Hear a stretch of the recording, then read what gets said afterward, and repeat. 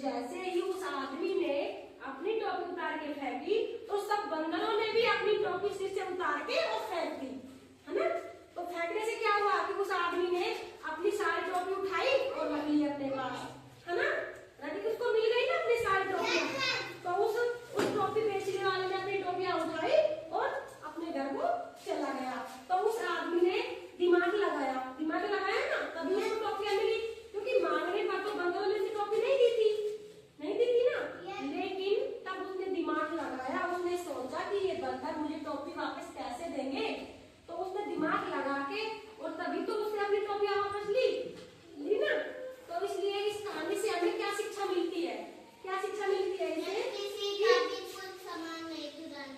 कि जो बुद्धिमान आदमी होते हैं ना, उसी की सदा विजय होती है। विजय मतलब कि जीत।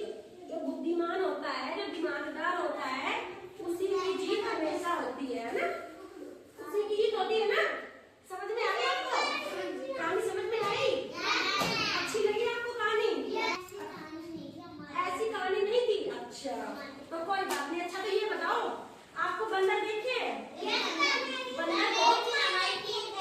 बंदर बहुत चालाक होते हैं ना। अगर वो बंदर चालाक थे तभी तो वो टोपियां नहीं दे रहे थे आदमी को। लेकिन सुनो, चुप रहो आप, पहले मेरी कहानी पूरी नहीं हुई है, आप ध्यान से सुनो।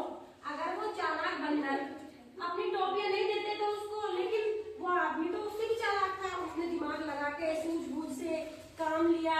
उसने देखा कि ये बंदर मांगने पर तो अपनी मेरी टोपी वापस नहीं